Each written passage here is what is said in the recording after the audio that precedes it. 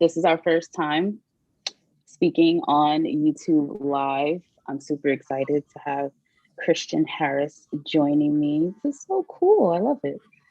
I might do this more often. Yeah. Just to even do check-in, like, hello, good morning, good afternoon, good evening. I love it.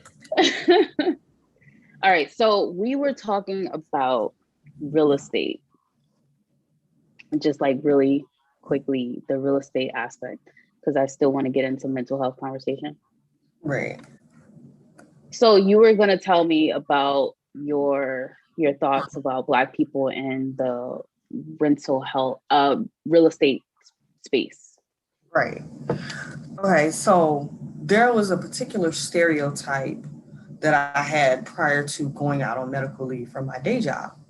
And the stereotype was that, Black people just couldn't do certain things, or that not that they couldn't do them, that they weren't allowed to in those fields because I didn't see the representation when I would be in those areas. So we were looking at moving, and we still plan on moving. But as we are leasing, we were looking at the cost of leasing, and then we looked at, okay, apartments versus homes. And one of the things, when I've been renting apartments for a while, and one of the things that I first noticed when I very first moved over 10, 15 years ago, there were no Black leasing agents. There were none. It was actually Spanish is what I noticed. My first leasing agent that signed my lease, she was a Spanish woman. And I remember having so many problems at that apartment, and I moved from there on to another one. There were some Black managers, not really too many Black leasing consultants, if that made sense.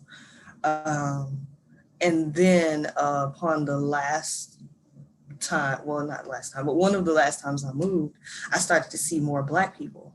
And I was happy to move into that place. But then the property was bought by another company. And then that company was not another Black company. It was another white company. And they drove the prices up. They called upgrades. And they marketed it as we were going to keep both the classic and the upgraded units. And you would have the option if you wanted to upgrade or not, because at the time I had already been there a couple years. And I said, okay, well, that sounds fine. Maybe I'll decide to upgrade or not. But, I'm renting, so I didn't want to necessarily pay X amount of dollars for an apartment because it's not mine. So at the end of the lease, I said, okay, what, I want to just renew into a classic unit again. And then they said, no, we're only going to have the upgraded units, of course. And I said, well, what happened? You guys said you were going to have both. And they said, well, they decided not to. So this is pretty much what you're going to have to pay if you want to live here. And it was about $300 more.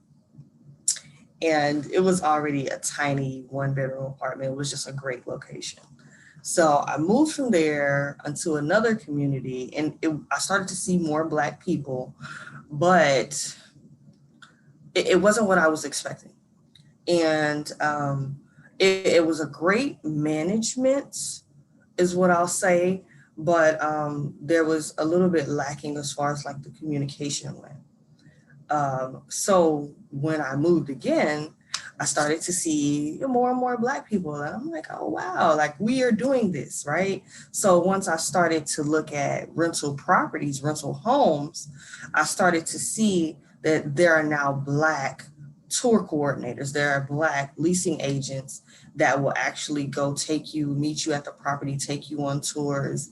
And there are real estate agents. And it's really amazing to me, all of the Black people that are just kind of in flux, coming and gravitating to these different areas that were, not 10 years ago, predominantly white or Spanish. So it's amazing to just kind of see the change over the years. And I mean, it's amazing to me to be able to be the author of your own life, because when it comes to real estate, like there was one property we saw, and it was amazing property, amazing for the price.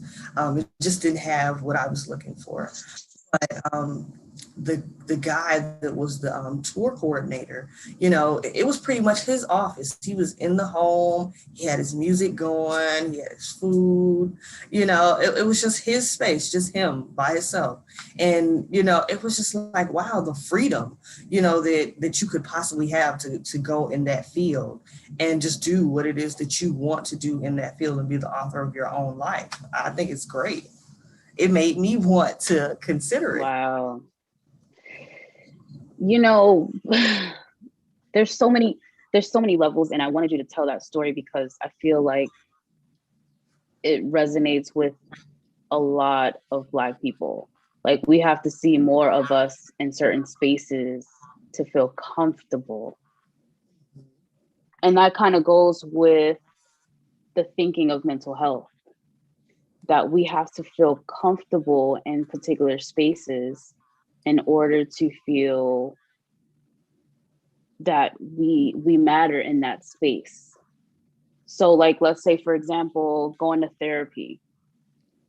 Black people won't go to therapy unless they see someone who looks like them on the other side. That's true. So, so now we go from real estate to mental health, the space that people are not comfortable talking about. In order to put this into a better perspective, if we think of a house, we think of that being the foundation. If we think of our bodies, our minds, we think of a foundation. So now you have one foundation to another foundation, but they equally need the same care. Your home has to be cared for. Your body and your mind has to be cared for. So can you describe a little bit of your story when it comes to your own mental health? Okay. What's funny, and I feel like I've been explaining this a lot, but I love mental health, and I love what working on yourself can unlock, and the person that you can become getting on the other side of that. It started with a bunch of toxic relationships that led to a toxic marriage. And I can't even give you like the time frame, because if I tell you how fast we got married, you'll be like, that sounds insane. But I ended up marrying this guy, and I barely knew him. Like, we knew each other enough to be engaged, but not enough to be married, because we didn't understand. And I had to grow to this concept. I had to grow to understand this. We didn't understand what it took to be a wife, and we didn't understand what it took to be a husband. We were just two people that were just deciding to get married, and we were going to just figure it out some kind of way. No kind of guidance, but we're going to figure it out. And that's what happened. And it crashed and burned horribly fast. What I didn't know about my ex-husband at the time was that he had a lot of mental health issues, and he didn't have any kind of coping mechanisms at all. I'm not going to tell his story. I'm definitely not going to tell his story, but he had some mental health issues that I was this girl that had no kind of concept of mental health, never knew a therapist, never knew any self-care, nothing. So I had this bombshell on my lap, and I knew nothing of what to do with it. Stick by my husband, because that's what the doctrine that I was raised with by my grandparents and my dad, that's what you're taught. Stick by your husband. That's what you do. You make it work. Or do I don't know what to do here, and I need to leave. This is no longer serving me, and I'm unhappy. So I chose the latter. I chose to leave. This is no longer serving me. I'm not happy, and I don't think I can help here. You know, I've done everything that I think I can do. So I left. Upon leaving, I still blamed him for a lot of the problems that went wrong in the marriage. And I found that as I was talking to people, attempting to try to get better, that I wasn't taking any kind of accountability, right? There were a lot of traumatic things that happened to me over the years before I got to that husband. part. And it led me to having like PTSD. I was like literally afraid of the dark. If it was dark outside, I would not go outside. If I just so happened to be somewhere, I would go there when it was light. And if it got dark, I would be leaving and going home, because I did not, it was something about me and not being able to see, having that fear of the darkness that was just a no for me. And I felt like I had to have protection on me at all times, whether it was a knife by my bed, and it got extreme. And my dad noticed, like, hey, this is going on. I don't think this is normal. I think you need to talk to someone. And he said, you've been through a lot. You've had, this traumatic experience. But the reality is that was one traumatic experience that I had. And that one was so severe that it brought to a head all of the other ones that had happened before. Yeah. So he had suggested that I call this hotline for like battered women. And I'm like, Dad, I'm not battered. I'm not that woman. I will never claim that. And he's like, well, you sleeping with knives next to you is not normal. So you need to talk to someone. And he didn't know what to do either. So I ended up calling the hotline. I told her a little bit about my situation with my now ex-husband. And she said that wasn't normal. She suggested that I speak to someone. And I didn't really know about, like, as far as aid for stuff like that. And she gave me some resources that were free. And I ended up finding out that my job actually pays for X amount of sessions with a therapist. So I was like, okay, let me try this out, because people have been trying to tell me this for the longest. They said, Christian, seek some help. Christian, here, talk to these people. I was like, no. Nothing's wrong, right? I got this. I can carry everything. I am Superwoman.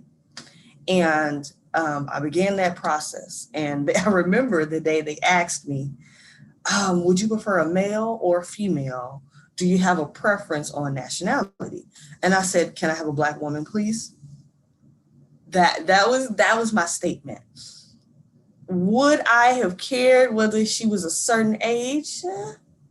Somewhat, because there's a certain language barrier when you get to a certain age. Sometimes I have found that a lot of the older generations are not as open to alternate ways of thinking. There's a lot of shaming. There's a lot of judgment, and it shouldn't be that. And so a lot of the younger generation, we don't do that. We don't do the bashing. We don't do the judgment. We talk about our experiences rather than giving advice, right? Right. Because people resonate more with your experience than you telling me what to do. Right. Mm-hmm. So I said, those were my specifications for her. Met this woman. She was amazing. Literally, I can't call her my best friend but she is someone I can look to. I look up to her. I respect her, her grind, her business sense. But she has helped me from being the timid woman that I was, that couldn't speak up for myself, to the woman I am today, who stands up for not only myself, but other people who feel like they don't have a voice. So I started going to her. She thought it was fixable. She said, hey, bring him along. And I said, no. When you find out, you're not going to want him on at all. Because as we were in the session, right, called me maybe 30 times within an hour. Wow. It's about 30 times. I had to turn my phone on silent because he just kept calling nonstop. And it was just so frustrating. It was a whole whirlwind of everything that needed to be done. But starting that journey with the therapy allowed me to unlock some doors and some layers within myself, to find out that there were some things that I felt like were missing within myself. And a lot of the love that I didn't necessarily get from my father that I was looking for in relationships. Wow. That's how I kind of went haphazardly with relationships in life, looking for that love that I didn't receive. The TLC I didn't receive from my father. So that was one that I discovered. Another thing that I discovered is that I wasn't happy with life. And this is different than being happy in a relationship. Like I wasn't happy with myself. I wasn't happy with how my life was going. And it was everything as a whole. It wasn't just the relationship. I was unhappy with my employment. I was unhappy with the amount of money that I was having in the bank and being able to save. I was unhappy with the way that I was allowing myself to be treated. There were times when I would tell myself, you know why you're here. You're not showing that you deserve better. You're treating yourself as if this is the best that you can get. So when you treat yourself that way, that's the best that you're going to get. It's not going to get any better. And I would tell myself these statements, even though they were true, they were keeping me burdened down. And I had to start speaking life into myself. I had to start being that woman that looks in the mirror and tells yourself that you're beautiful, that you're courageous, you're ambitious. You know, what are your goals? Chase after your goals. And like, if you look at my social media, that's why it's motivational, it's self-care, because I believe passionately about self-care. I feel like you can't, and someone said it on the internet, but I think it's true. You can't really love someone until you take the time out to love yourself. When you take that time to focus on you, and I even told this to someone yesterday because he's just got out of like an 8-year marriage and was recently divorced. I was like, even try being celibate. Just don't do it. And as crazy as that sounds, because people are like, well, how can I go without? It allows you to open up a different layer of yourself and figure out things to do that are not sexual. Right. Challenges you to possibly, if you entertain the notion, because I didn't entertain it at all. If you entertain the notion of going out with someone, right?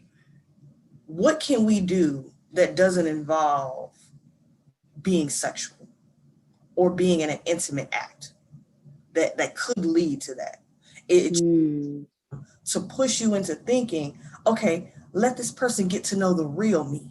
You know, our physical features, you know. So that's where it kind of, it went so deep for me, y'all. And when I tell you, like, I wanted to know why I tick. Like, I wanted to know, Christian, why are you making the decisions that you're making that are causing you pain? Why do you keep choosing pain? I needed to know that so that I could stop and go the other way and choose happiness and choose joy. Like, I had to know. So once I began the process with therapy, it helped unlock some things inside of me. I started journaling, you know, and you've talked about it, Nikki, like, I love I think there's something therapeutic about putting the pen to paper that lie. You can't lie to yourself when you're putting that pen on paper. You're able to see some things that people can kind of cover up in communication, but when you put that pen to paper, it's going to come out. And those are true thoughts. So I find freedom in journaling. I find it very therapeutic. And I found that there were things that I might not have been comfortable communicating outwardly with people that I could write in my journal. And so that was like a first layer of uncovering for me, was the journaling portion. So therapy, journaling, I started doing volunteer work. And what I saw was a lot of people, when I was with my ex-husband, were kind of hurt in the process. They were like ways and means. And I have this big heart. Like I have this heart and I just love people and I want to help people. And I just found myself gravitating towards people who have suffered with mental health, substance abuse, and homelessness. And I gravitate to these people, and I just want to help, like in any way that I can, whether it's offering resources, information, talking, being that listening ear, letting I was just on Clubhouse earlier today, and this guy is in Iraq, and he is gay, and he cannot be himself. He feels like he cannot out be gay. He can't outwardly dress how he wants to dress. So he feels like he can't outwardly be himself. And we had the conversation this morning that there's always going to be this group of people that will not agree with what you're doing. They will not like what you're doing. This group of people right here. But guess what? Do it anyway. Do it anyway. If you wait on the sidelines for these group of people to tell you, okay, you finally gotten to where I want you to be, now go and live your life. You'll never live your life. You'll still be waiting on the sidelines forever. Oh, there's so many layers to that. It's so many layers. This whole, not sure if you're paying attention to it, but the Meghan and Harry interview. Some people were like, oh, why is she talking about mental health so openly? Why is she talking about the fact that she had suicidal thoughts? Why is she saying this stuff out loud? What? Because saying it out loud means that someone else is listening, and that someone else is not going to feel alone in their thoughts and feelings. I just find it so ironic, that pain that you say. I'm watching something on Netflix called Sinner, and they talk about how what is it called? It's called Sinner, SINNER. Oh, And Sinner. the guy, and it's season 3. Yeah, season 3. And the guy is talking about how pain makes him feel more alive. So it made me think of that, like maybe some people want to feel the pain in order to feel more alive, because when you're suffering with, not suffering, but when you have some type of mental health, either illness or challenge, you think of some type of pain because you don't want to live. But if you feel pain, then maybe you will want to live. So then we have people who cut themselves. Like there's just like so many different layers to it, and I don't want to trigger anyone with a conversation.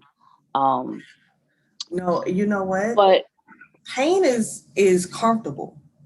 Mm-hmm. So one thing about it, it takes getting out of that comfortable place. Like I made a statement on my social media that getting uncomfortable is where the magic happens.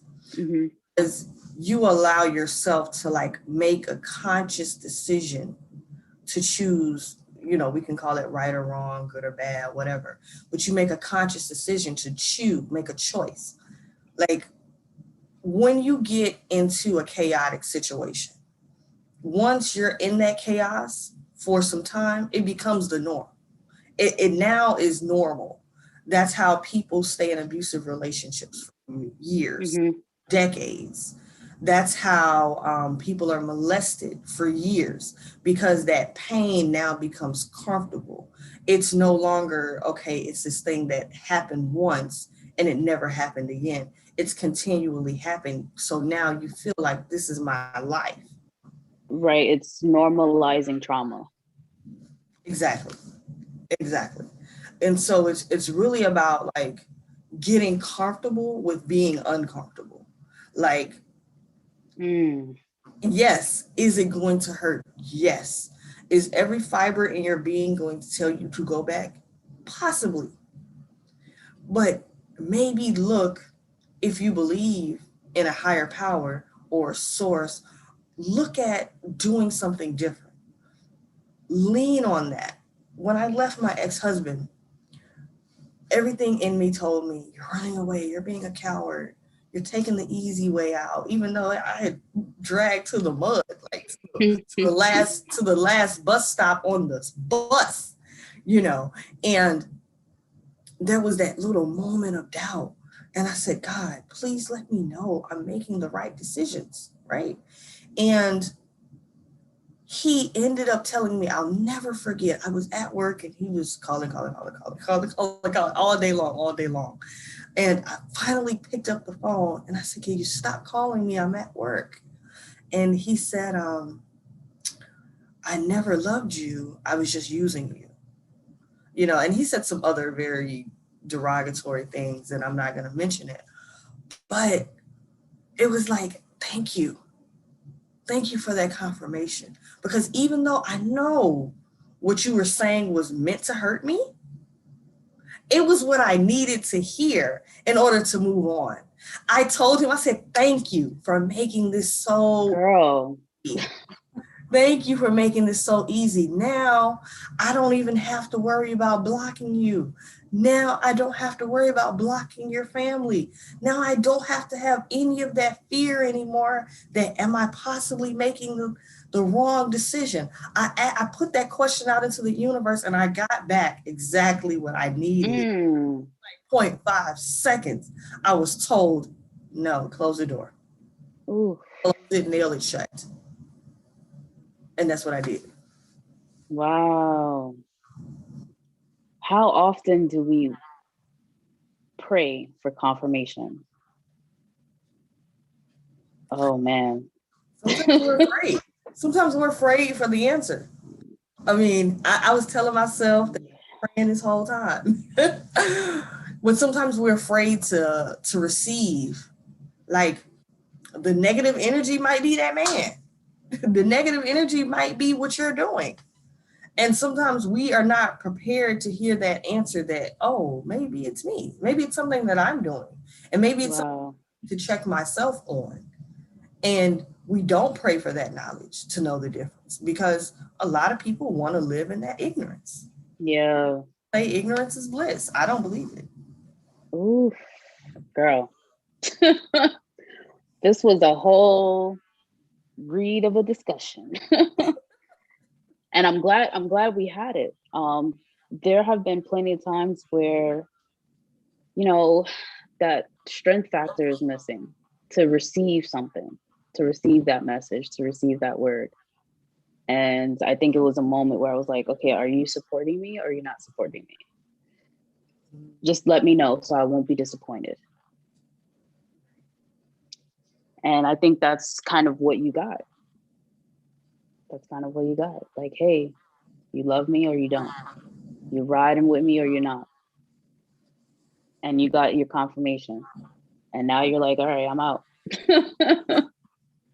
Yeah, because, you know, our grandparents, our dads, you know, our older generation, you know, they stayed in these unhappy marriages 20, 30, 50 years. They were 50 years old before they were possibly able to live life again because all of the children have went off and graduated and now they're married. So now they feel like, okay, they're good now. So now I can go off and live my life, right? Because to them, you're not good until you have a man and you're married. So once that happens, you're good. And now I can finally focus on me and what I possibly want to do in life. And now you're 50 years old, attempting to live life again because you've been holding on to this marriage that been died. It was dead long time ago. And you just didn't want to let go because of one thing I'll say real quick, in the bank.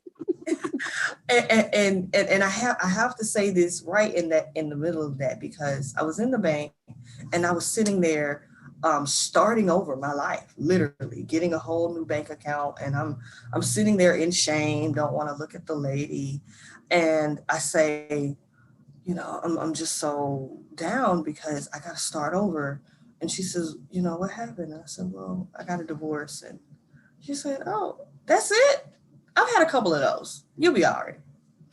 And it was just the lightness of it all of you can just come back.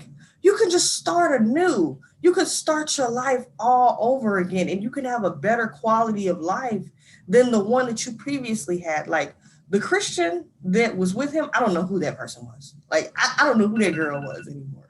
The Mm. I am today, you can't even talk to me. The last time I saw him in court, I said, you will not give him another tear. You won't give him another tear. He doesn't deserve it. And guess what? I didn't. Mm. I stood up for myself. I said, you're not giving tears. You're going to straighten up. You're going to get this done. And we're going to move on with our life. We're done with this chapter. This chapter's closed. Yeah. That's what I did. And I grew into this woman that I'm not shying away. I'm not dimming my light for nobody. No man, no woman, no friendship. I'm not doing that. No family. Wow. Like, I'm going to vibrate at my highest frequency and you're not going to stop. And I love the fact that there is the high, the low, and the lesson at the end of it. And that's why I have my podcast, The Balancing Act, because we look at those areas. You went through the lows, you had your high moments, but then there's a lesson at the end to look at yourself and look at the fact that you are not dimming your light for anybody else. And I love that message at the end of it. You went through something, because we all do. We conquered that challenging moment. And now look at the lesson. You are a beautiful woman. Thank You you. went through all of that to come out even stronger. And now you can pretty much tell yourself, like, I matter. I have a purpose.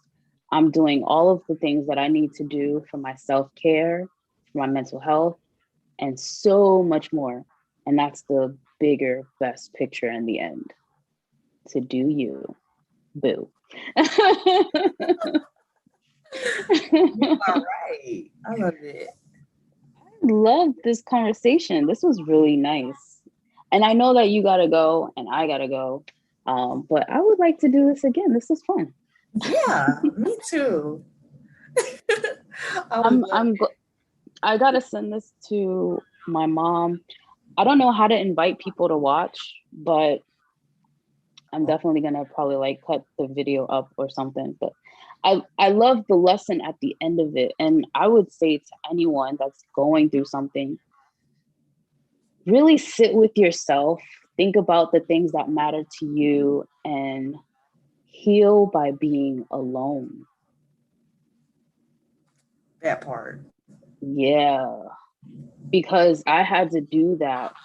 So that would be my personal story. The next time I come on live is to just tell my personal story, even though you can listen to it on my podcast. But the personal story is sometimes you have to sit in the dark in order to know which direction the light is going to appear. Because you are really that light. You're just having a moment of darkness. And that was for me. And that's why I want to work on this book that I'm doing, which is the self-help book, like how to get out of the darkness and into the light of who you are as a person. I love that. Tackling those challenges, how I was able to motivate myself. And you were there for the Clubhouse talk where I was that woman that was unprotected, neglected, and not feeling at my best. But now I was able to come full circle and develop a system for myself and a system for my family. And now we're all benefiting from it. So, yes. What you're doing is great. Like, I love everything you're doing. I see it, I love to see people like me promoting mental health. It's a field that doesn't get a lot of awareness. People like to sweep things under the rug, and I like to uncover so we can discover. Ooh, So, girl. Giving me all kinds of chills. And I got a sweater on.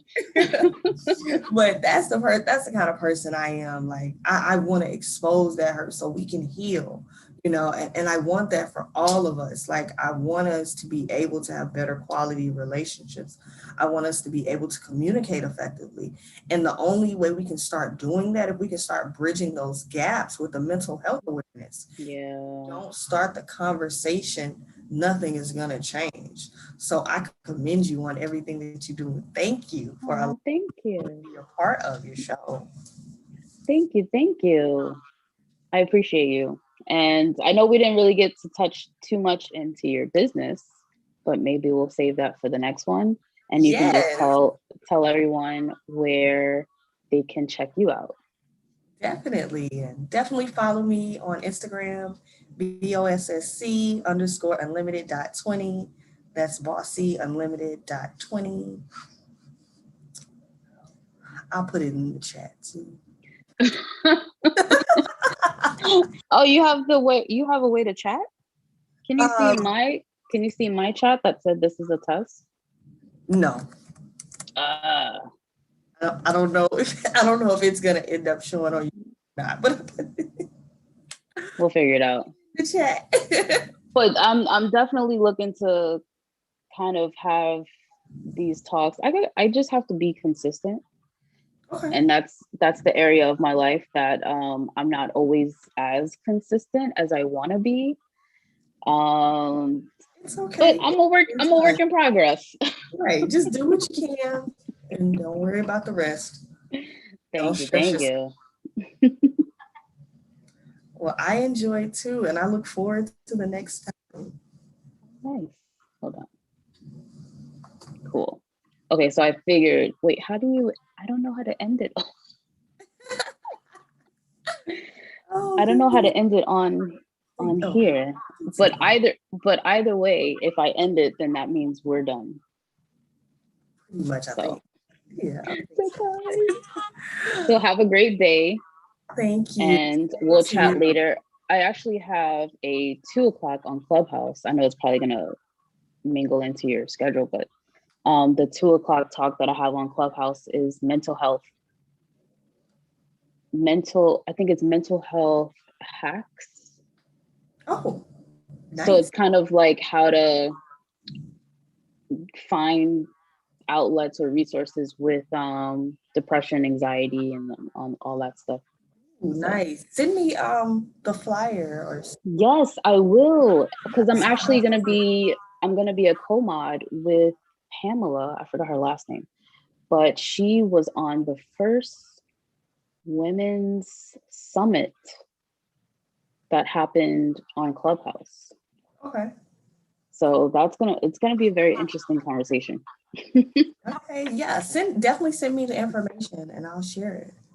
Okay. Bye. Bye. Thank you to everyone who's tuning in, and